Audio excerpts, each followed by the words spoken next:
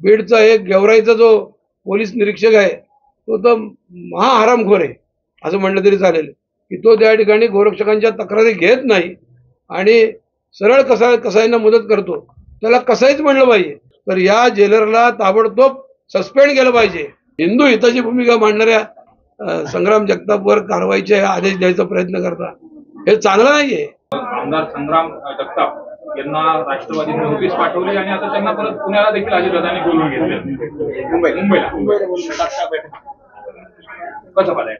अहो, अजित पवारांनाच माझं असं सांगणं आहे, तुमच्या जिल्ह्याचे ते पालकमंत्री आहेत, तुम्ही जरा नीट राजकारणाचं काम करत जावं म्हणून.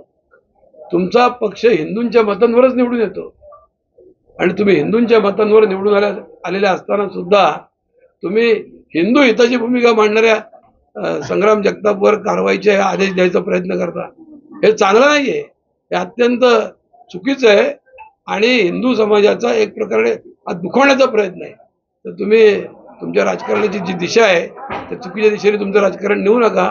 तुम्ही भारतीय जनता पार्टीचे सरकारमध्ये सहयोगी सदस्य आहात, तर तुम्हाला काहीतरी 4 गोष्टी चांगल्या लक्ष देण्याची अपेक्षा आहे. आणि ज्या वेळेला 370 कलम नष्ट केलं त्यावेळेला सगळ्यात पहिल्यांदा अभिनंदन अजित पवारने केलं आणि दुसरं अभिनंदन ज्योतिरादित्य शिंदेने केलं. म्हणजे ही स्वतः राष्ट्रभक्त मंडळी आहेत, त्यांच्याकडनं अशी अपेक्षा नाही. पण तुम्ही आज आम्हाला निराश केलेलं आहे असं आम्ही अजित पवारांना म्हणू शकतो. आज कोण कोण या मोर्चाला? हिंदूंचंच हिंदूंकडे लक्ष नाही म्हणून आक्रोश करण्याची वेळ आली. असं आहे की लहान मुलाला सुद्धा भूक लागली की तो रडतो आणि तो रडल्याशिवाय आई त्याला खायला देत नाही, अशी या निसर्ग नियम आहे. आणि त्या पद्धतीने मायबाप सरकारच्या विरुद्ध म्हणा किंवा मायबाप सरकारकडं आपली तक्रार मांडण्यासाठी म्हणा हा जनआक्रोश मोर्चा निघालेला आहे. केशव रत्नपारखी या गोरक्षकाचं अपहरण केलं, त्याचं अपहरण करून त्याला पंचायत समितीच्या कार्यालयात नेऊन जबरदस्त मारहाण केली आणि पोलिसांनी त्याच्या तक्रारीची दखल घेतली नाही. हे काही एकदाच घडलेलं नाही. त्याच्या आधी आमचा जो दुसरा गोपाळ उनवणे आहे त्याच्या बाबतीत सुद्धा असंच घडलेलं आहे गेल्या 7-8 महिन्यांपूर्वी. म्हणजे बीड जिल्ह्यामध्ये गोरक्षकांना सुरक्षित वातावरण नाही.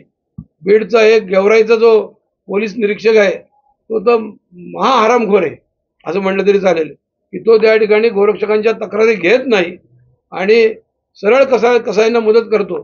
त्याला कसाईच म्हणलं पाहिजे, इतकं तो वाईट वागतो. असं हे बीड जिल्ह्यातलं वातावरण आहे. गो हत्येला रोखणं हे कायदेशीर संविधानिक कर्तव्य प्रशासनाचं आहे. याच्याकरता कायदा झालेला आहे. आमच्या संविधानामध्ये 48 नंबरचं कलम आहे, त्याच्यामध्ये असं म्हणलेलं आहे की जी गाय म्हैस बैल ही जनावर आहेत ती वाचली पाहिजे, त्यांचं संरक्षण झालं पाहिजे आणि याची राज्य सरकारने जबाबदारी घेतली पाहिजे.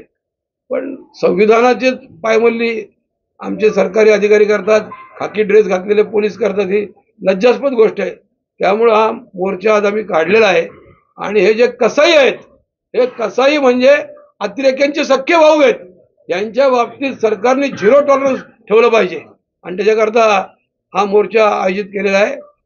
या ठिकाणी जसं लव जिहाद म्हणतात, लँड जिहाद म्हणतात, तसं गो मातेची संख्या कमी होणं हा कत्तल जिहाद आहे. 1982 साली महाराष्ट्रामध्ये आता isakal.com आहे देशातील नंबर 1 ची मराठी न्यूज वेबसाईट. प्रत्येक अपडेटसाठी isakal.com ला नक्की भेट द्या. मी ॲडव्होकेट आगाव यांचं अभिनंदन करतो की त्यांनी मला ही तक्रार दिली आणि एवढी संवेदनशीलता त्यांच्याकडे आहे. आणि सगळ्या पत्रकार बंधूंचं पण स्वागत करतो की त्यांना सुद्धा या प्रश्नाची जी गांभीर्य आहे ते लक्षात आलेलं आहे. मुद्दा असा आहे की असं जर काही होत असेल तर हे अतिशय धक्कादायक आहे. आणि मला इथं आल्यावरच ही गोष्ट कळलेली आहे की या जेलमध्ये धर्मांतराचं वातावरण आहे आणि हा पेट्रस जोसेफ गायकवाड हा जो कैदी जेलर आहे हा जेलर याला कारणीभूत आहे. तर या जेलरला ताबडतोब सस्पेंड केलं पाहिजे.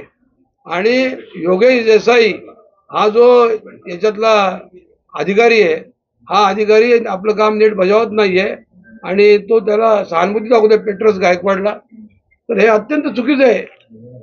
कोणताही दबाव दाखवून, कोणतंही आमिष दाखवून कुठल्याही व्यक्तीचं धर्मांतर करणं हा गुन्हा आहे.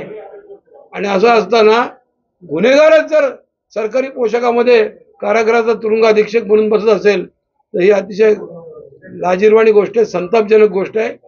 या पेट्रोस गायकवाडची ताबडतोब त्याच्यावर कारवाई झाली पाहिजे, त्याला सस्पेंड केलं पाहिजे, त्याची चौकशी केली पाहिजे अशी आमची मागणी आहे. आणि आज आम्ही या आंदोलनाला आलो, तर या आंदोलनाच्या निमित्ताने ही माहिती आम्हाला कळली. ही माहिती वरिष्ठ पातळीवर तातडीने पोहोचवण्याचं काम आम्ही करू. 1 to 1 संवाद आम्ही साधू.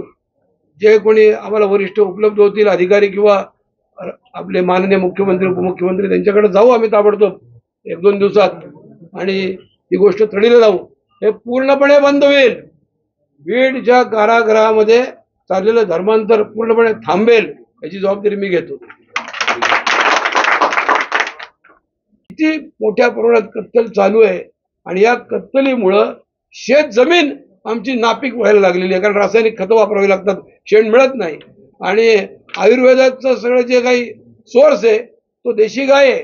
देशी गायचं दूध, देशी गायचं गोमूत्र, देशी गायचं तूप हे आयुर्वेदाला आवश्यक असतं.